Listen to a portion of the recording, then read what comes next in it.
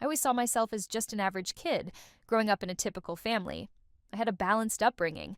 I wasn't spoiled, yet I wasn't treated unfairly either. Not until everything changed, at least, before my sister came into the world. That night, I was abruptly awakened by urgent knocking on my door, accompanied by Aunt Claire's frantic voice.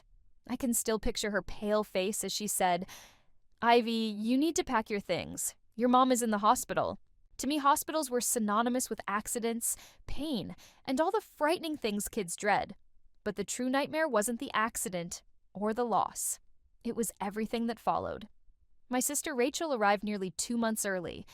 At that moment, I didn't grasp the meaning, but I could tell it was serious as everyone in the house suddenly turned their full attention to that baby. The weeks that followed turned into a whirlwind of long days at Aunt Claire's house, where I caught snippets of hushed conversations about Rachel's condition. I had limited opportunities to visit the hospital. My encounters with my mother were brief, and each time she had just one thing to say: "Ivy, be a good girl. Mommy has a lot to do right now." That's when I discovered the art of becoming invisible.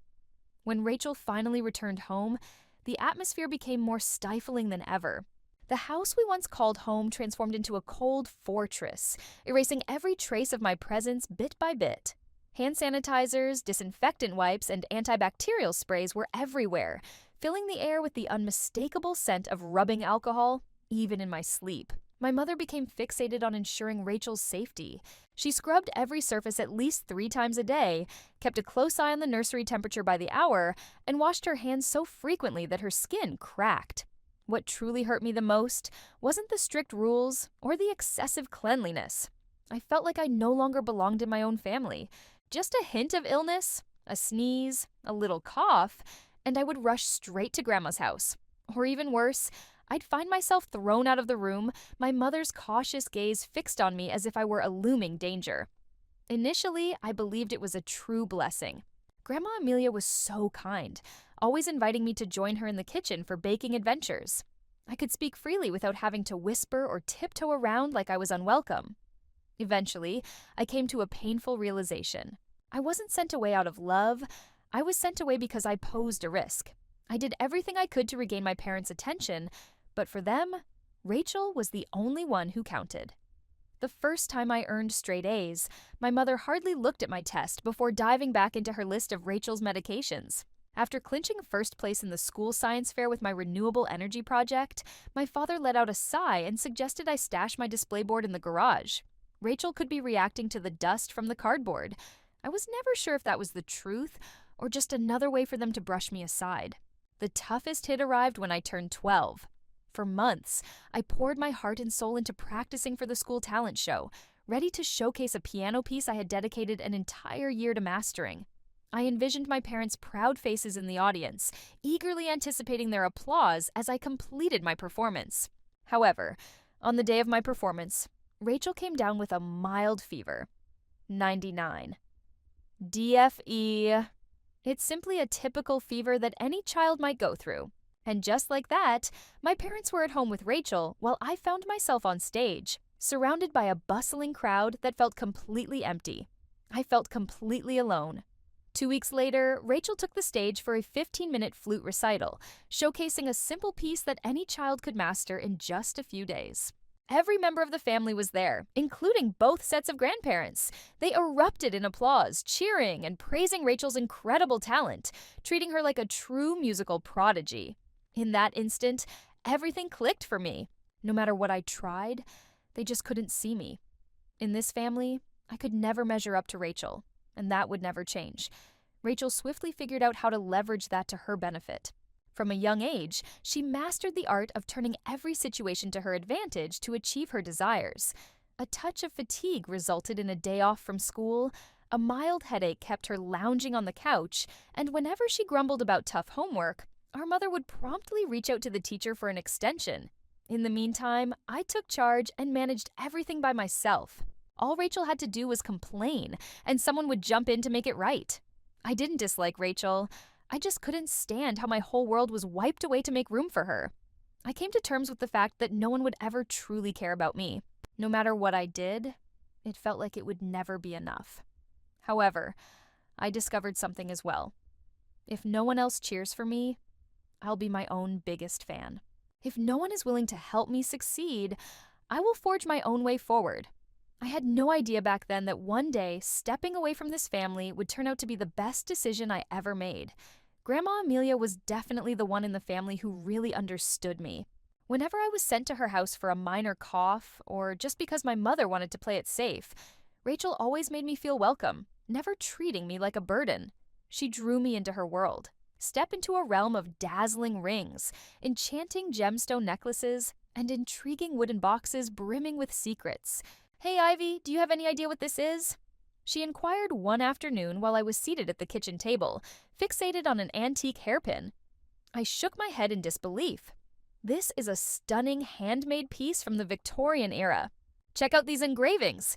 No machine can replicate these intricate details. Do you see this mark?" She gestured towards a small symbol by the clasp. "Check out the jeweler's hallmark. These things hold more value than you realize." I held the item in my hands, feeling its weight and the smooth, cool metal against my skin. In that instant, I understood that certain things were far more valuable than they appeared. Spending time at Grandma's house opened my eyes to the fascinating world of antique jewelry. I discovered the secret to identifying real gold by its weight, learned to spot the difference between natural and synthetic pearls at a glance, discover how to assess the rarity of a gemstone through its light reflection properties. I was completely captivated, yet when I got back home, everything else faded away. I was raised in a world of indifference. Earning the highest score in my class was just a given. I had no other distractions to hold me back. When Rachel scored a C+, it turned into a family celebration, featuring cake and heartfelt praise for her tireless dedication. I realized that I couldn't sit around waiting for someone to acknowledge me. I had to take charge and do it myself. I immersed myself in books, driven not only by my passion for learning, but also by the realization that they were my only escape from that house. I jumped into every club I could find: the debate team, student council, and the school newspaper. I took on a part-time job at a cozy cafe to boost my savings. I didn't just score high on the SATs, I achieved a perfect 1600, a milestone that less than 1% of students ever attain. I vividly recall gazing at my computer screen, in disbelief at what I was seeing. I did it! I dashed downstairs, excited to tell my mom the news. "Mom, I nailed it with a perfect SAT score." Her gaze was fixed on Rachel, who was venting about her tough math homework. "That's nice, Ivy," she said, brushing it off. "I'm currently focused on assisting Rachel." "Hey, can you take a moment to tidy up the house for me?" "Thanks." Rachel flashed a sly grin. "Wow, someone really believes she's one of a kind." I swallowed hard, pushing down the lump in my throat. In that moment, it hit me. No matter how far I traveled, I would forever remain just a shadow behind my sister in their eyes. I took charge of my scholarship applications, managed all my college paperwork, and navigated everything independently. I secured a full-ride scholarship to the University of Michigan, which covers my tuition, housing, and books. At dinner, when I shared the news, my mother let out a deep sigh. "Michigan, Rachel is really going to miss you." Rachel couldn't help but flash a grin. "Awesome. As soon as you head out, I'm claiming your room. I'm looking for extra space to create my TikTok videos." On move-in day, I went solo. No family members by my side. Aunt Claire drove me, handing over a small envelope with a smile, saying it was a little something Grandma had saved for me from her pension. I wrapped my arms around her, words escaping me. I committed to a promise I made to myself. I'll always return with something in hand. After 4 years, I emerged into the real world with a prestigious degree, and surprisingly, no one in my family even knew. I secured a position at a prestigious auction house in Chicago, focusing on rare antique jewelry collections. The work started off anything but glamorous. I dedicated hours to cataloging what appeared to be insignificant trinkets, worn wedding rings, shattered necklaces, and scuffed watches. One day, I stumbled upon a brooch that everyone had written off as a fake. Something felt off. I grabbed it, felt its heft, and studied the detailed engravings. This was no ordinary replica. Grandma Amelia taught me this. I dove into 2 days of intense research, scrutinizing the jeweler's mark and cross-referencing archives with determination. I was right. This was a stunning antique, valued at tens of thousands of dollars. I presented my findings to the auction director. He lifted an eyebrow, intrigued. "Are you really sure?" I nodded and presented all the evidence I had collected. "The brooch is back up for auction. What's its true value?" $58,000. For the very first time, I received recognition. After that moment, I transformed from being just the new hire. I received larger pieces, secured access to top-tier clients. I was living fully. I was on my way to becoming an expert. My family was completely in the dark. I enjoyed it just like that. Following my first major triumph with the nearly $60,000 brooch, I consistently established my reputation in the realm of jewelry authentication. I was no longer just another nameless employee at the auction house. I'd become someone to notice. I've been given the opportunity to work on more valuable pieces by my superiors. Clients placed their trust in me. My commissions just kept on climbing. However, I soon discovered one important thing. Working for someone else can only take you so far.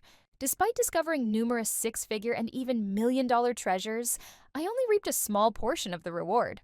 I began to explore a thought I had never had the courage to envision before. I'm launching my own company.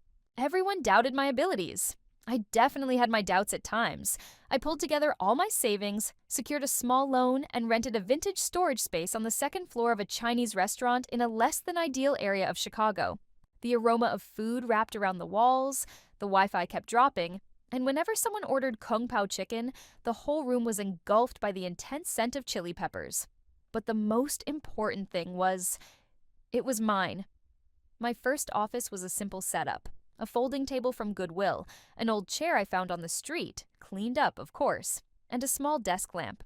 Every morning, I brewed myself a cup of coffee from a trusty old machine and dove into my work as if I were at the helm of a luxurious jewelry empire. I kicked things off by securing small contracts with local antique dealers. I provided competitive rates that beat the big companies while delivering top-notch service. Slowly but surely, more clients started reaching out to me. I have a talent for discovering hidden gems that others overlook. A diamond ring that appears worthless, a vintage locket overlooked as mere costume jewelry, yet both hold secrets of a 19th century European aristocrat. The news traveled fast. 6 months later, a pivotal moment emerged. A private collector reached out to me for the authentication of a family heirloom collection. I dedicated 2 intense weeks to meticulously analyze every stone and every engraving. I discovered 2 incredibly rare pieces that had been wrongly labeled as fakes.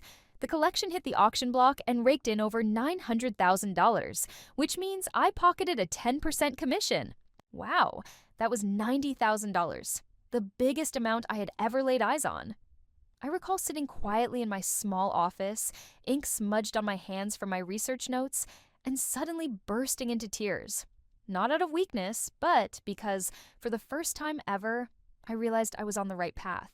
I used that money to rent a real office, one with working air conditioning, no lingering food smells, and even a small showroom for clients. I just brought on my first employee, Jenny, who recently graduated in gemology. Jenny struck me as a reflection of my younger self, brilliant, passionate, and yet often overlooked simply because she was quiet. In just 2 years, my company transformed from a small office into something much bigger. We took our expansion to New York, followed by Miami. I began collaborating with prestigious auction houses, affluent collectors, and distinguished families, eager to appraise their inherited jewelry. But wait, here's the hilarious twist. My family was completely unaware. They still believed I was just working at some quaint little antique shop. Whenever I returned home for dinner, I stepped into the shoes of ordinary Ivy, the girl with a modest job at a dusty old jewelry store. "Are you still at the same spot?" my mother inquired as she placed a roasted chicken on the table. "Absolutely. It's still the same," I responded. She nodded with approval, as if I were still that same ordinary child she had always seen me as. Rachel let out an exasperated sigh. "You really need to consider getting a real job." I flashed a smile and kept quiet. That morning, I sealed a $500,000 authentication deal. Yet Rachel still viewed me as a failure. One day, Aunt Claire called me, her voice brimming with concern. "Ivy, your parents are facing financial difficulties. They could risk losing their house if they don't settle their debt quickly." Even though I was often overlooked throughout my childhood, I couldn't turn a blind eye to it. I grew up in that house. In that place, I shed tears in solitude each time I felt overlooked. I've made the choice to send $7,000 each month into their account as an anonymous contribution. I kept it a secret that it came from me. One night, as we sat down for dinner, my mother spoke up. "Rachel, you are an absolutely amazing daughter. We owe it all to you. We didn't have to sell the house." I almost let my glass slip from my hands. Rachel shrugged with a hint of smugness. "Absolutely. I just wanted to lend a hand." I couldn't help but chuckle softly. She was really claiming the credit for the money I had sent. That was the moment I discovered something crucial. No matter what I tried, I would always be overshadowed by Rachel in their eyes. But that doesn't hurt me anymore. I had built an empire, and they were completely unaware. Thanksgiving turned out to be the day when everything unraveled. I was bracing myself for an unpleasant Thanksgiving dinner this year. I never saw it coming. The night everything fell apart in the most dramatic fashion imaginable. 2 weeks before the dinner, my mother called, her voice trembling more than I had ever heard. "Ivy, I'm at a loss for what to do next.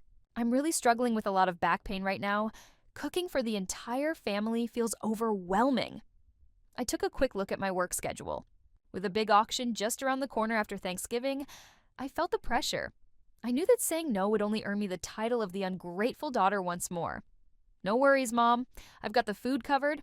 I chose one of the top-tier catering services in Chicago, the very same company I trust for my corporate events. They served up a feast that could rival any Michelin star restaurant, featuring truffle-stuffed turkey and homemade cranberry sauce. What's the price? Over 2 months' worth of Rachel's salary. But I was unfazed. I was hoping for a flawless night.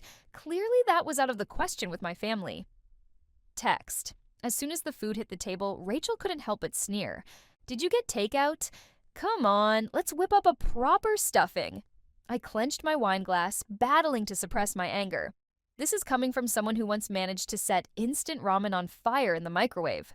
My mother jumped in, eager to ease the tension that was creeping through the room. "This year may be a bit different, but hey, at least we get to enjoy a meal together." I remained silent. Arguing just wasn't worth it. The evening stretched on, filled with strained pleasantries. Rachel passionately shared her experiences about her challenging marketing job. It primarily involved grabbing coffee for her boss and tweaking PowerPoint slides. My mother nodded in admiration, as if she had just clinched a Nobel Prize. What about me? I couldn't help but smile, remembering that just this morning I signed a jewelry authentication contract valued at nearly $500,000. After dinner, I headed upstairs to my old room to keep an eye on an auction happening in Hong Kong.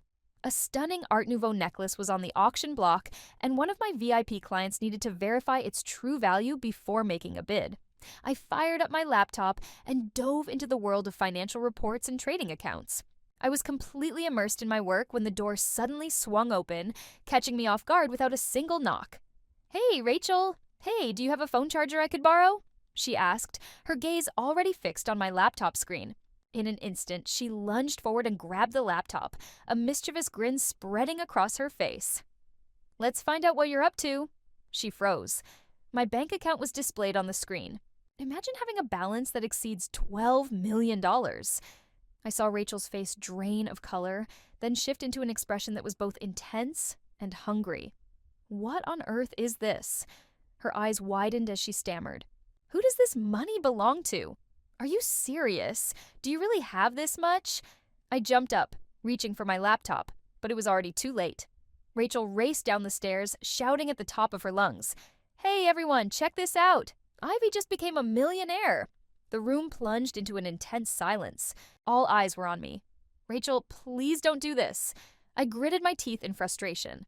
But she was already pointing at me as if she had just caught a criminal in the act. She boasts over $12 million, while this entire family fights to get by every single day.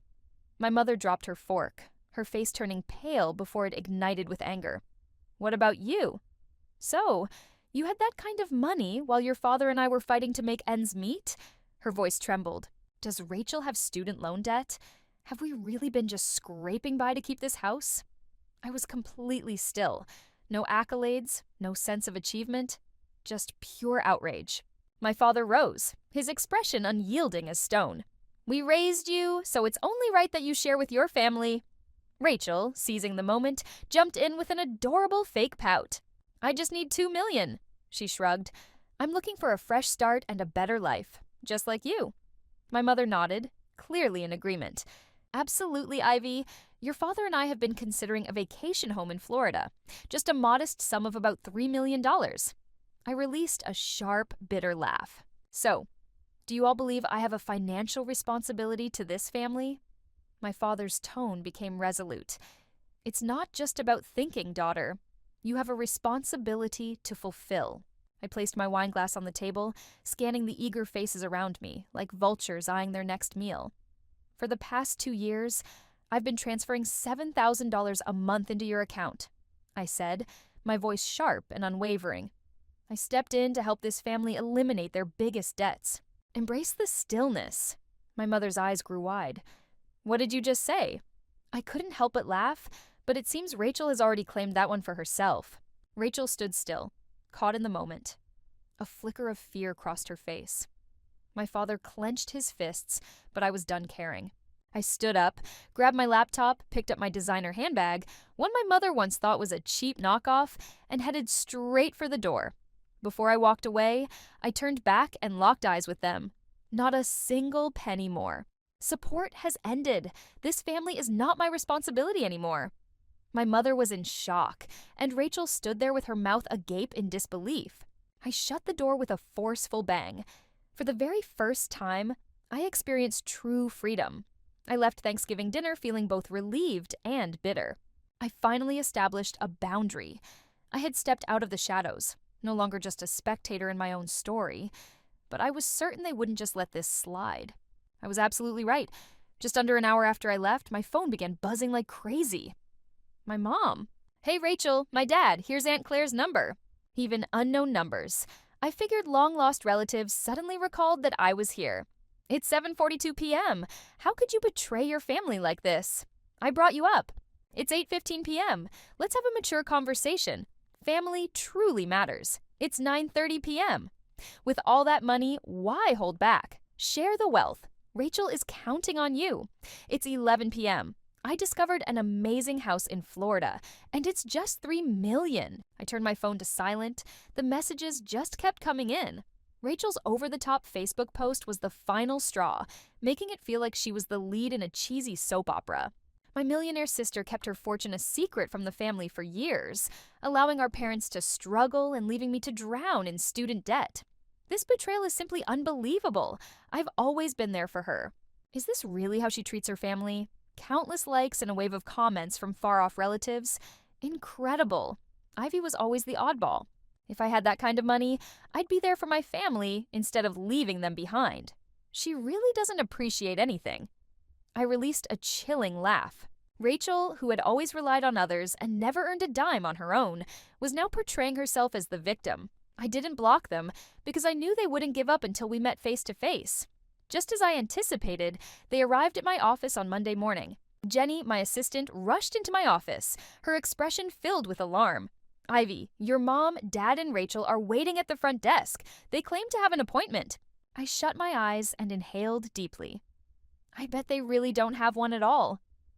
Jenny took a deep breath. Absolutely not. They're in a heated argument with security. I got up and headed into the lobby. My father sat with his legs crossed, Rachel folded her arms in smug defiance, and my mother's eyes sparkled with calculated tears. Ivy, we need to talk, my father said, his voice low and serious. I interrupted, saying, There's nothing more to discuss. I've been crystal clear. Rachel rolled her eyes. Do you really believe you can just turn your back on your family when they need you? You're enjoying a life of luxury while we face challenges. I folded my arms and locked eyes with her. Feeling stuck? You look really at ease with that brand new Gucci bag. My mother instantly broke down in tears. Ivy, you have a responsibility to this family. We dedicated our lives to raising you and made countless sacrifices. Are you truly going to walk away from us? I stared at them, utterly devoid of emotion. I owe nothing to anyone. I created everything by myself. When I needed help, where were you then? Absolutely nowhere. Rachel's fists tightened, her voice escalating with fury. You have no heart. I grabbed my phone, launched my banking app, and executed the easiest task ever. I stopped all automatic payments I was sending them, right before their very eyes. My mother let out a shriek when her phone dinged with the notification. This isn't something you can accomplish. I just did it. My father's face flushed with anger, his voice cutting through the air with intensity. This is a decision you'll come to regret. We're family after all. I gave a nod to security. Show them the way out and ensure their names are added to the do not enter list for this building. Rachel screamed. My mother fell into tears, but I was beyond caring. They were kicked out of my company, right in front of my employees and clients. I felt completely guilt-free. That night, I received a call. Meet Grandma Amelia. Great job, Ivy. Her voice brimmed with pride. I remained quiet. Are you really not upset with me? She let out a laugh. You're the trailblazer in this family, taking a bold step to stand on your own. I can only imagine the look on their faces when they were shown the door from your office. I burst into laughter, feeling a genuine smile for the first time in days. Thanks, Grandma. No need to thank me, Ivy. You made the right choice. I looked out the window of my high-rise apartment, captivated by the twinkling city lights in the distance. I cut them off. For the very first time in my life, I experienced a sense of true freedom. As soon as my office door slammed shut behind my family, an unusual sensation took hold in my chest. Embrace the moment. Leave behind the past. What a relief. I cut all ties completely. Say goodbye to pointless financial support, manipulative messages, and desperate midnight calls. For the first time, I was free from the burden of those who didn't deserve my energy. Yet, I was aware they wouldn't back down without a fight. I packed up and moved within a week. Finding my old apartment was a breeze. I secured a penthouse in the safest area of Chicago, complete with round-the-clock security and a strict guest registry. I switched my phone number, refreshed my company details, and cleared all personal data from social media. My family couldn't reach me at all. But they didn't give up. Every day, my mother bombarded me with emails from a new address, each one packed with manipulative subject lines that demanded my attention. I'm really unwell. Do you honestly not care? Family is family, Ivy. Don't go down this path. Don't let me go without a proper goodbye. You'll regret it. Rachel, however, chose a different path. She made her announcement to the world. On Facebook, she shared lengthy posts about her greedy millionaire sister, who abandoned the family when they needed her most, drawing in nosy relatives to flood the comments. I never thought Ivy could be so cold-hearted. That girl was always a bit odd, which isn't surprising at all. Why have money if you're not willing to support your family? That's truly terrible. I couldn't help but smirk. These people never showed any concern for me when I had nothing. And now, out of nowhere, they have opinions? I chose not to respond. No replies, no explanations at all.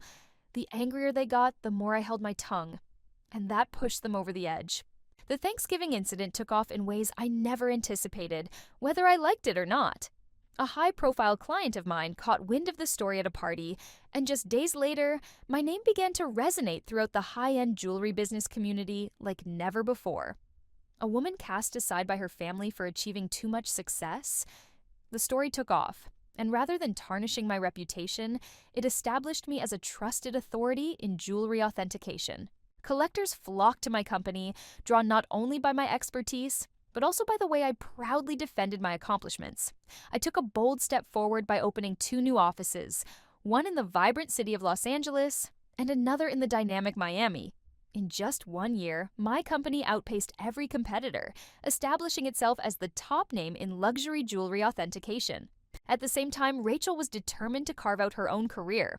One day, Jenny, my assistant, burst into my office. Her eyes were wide, as if she had just witnessed something extraordinary. Incredible. Ivy, you won't believe what just happened. I arched an eyebrow. What's it all about? Jenny handed me an article about an exciting new jewelry authentication business. What's the name? Authenticating Rachel's Fine Jewels. I erupted with laughter. Rachel, the one who couldn't distinguish cubic zirconia from a genuine diamond? I'm looking to start a jewelry authentication company. I visited her website. Just under 3 months after its launch, Rachel's company was hit with a wave of awful reviews. My Cartier bracelet was wrongly labeled as a fake. Absolutely disappointing service. The staff lacks essential knowledge. This company is utterly ridiculous. I saw it coming. Rachel had always approached life with a carefree attitude, and this situation was no exception. She really believed that sharing my last name would grant her easy access to the luxury jewelry world. This industry is not for frauds. Despite the clarity of the situation, my family refused to back down. Even though they publicly insisted I was unnecessary and insignificant, I've caught wind of rumors that they are eagerly wishing for my return. Aunt Claire sent me a text by mistake. Your mom might say they don't need your money, but the truth is they're struggling. A little help from you could make a big difference. Absolutely. My money wasn't needed by them until they hit rock bottom. Rachel was overwhelmed by debt. My mother was desperately trying to maintain appearances, and my father was fighting to keep his head above water. I stopped caring altogether. A year after severing all ties, I found myself on my penthouse balcony, wine glass in hand, captivated by the stunning Chicago skyline. I embraced the sound of my phone ringing. I stopped checking my email, fearing yet another money request waiting for me. I was free from the pressure to prove myself. I emerged victorious, but not at all how they imagined. My true triumph was liberation. It's not about the millions sitting in my bank account. I'm not at the helm of the most successful company in my industry. No one could control me anymore, and that was the reality. I experienced a freedom that my family could never truly grasp. I never looked back. Ivy's story teaches us that true success goes beyond finances. It's fundamentally about rediscovering and reclaiming who you are. She boldly stood her ground against her family's expectations and manipulations, determined to live life on her own terms. She established clear boundaries and fiercely safeguarded her accomplishments. At times, family can feel less like a support system and more like a weight that needs to be shed. True success goes beyond money. It's about having the freedom to live life on your own terms, unshackled by anyone's control. Ivy showed us that occasionally, the smartest move is to walk away and never look back. I'd love to hear your thoughts on Ivy's story. Did she truly make the right choice by severing ties with her family for her own protection, or was there a better way to navigate the situation? We want to hear from you. Drop your thoughts in the comments and make sure to follow the channel for more authentic, heartfelt stories about family and life.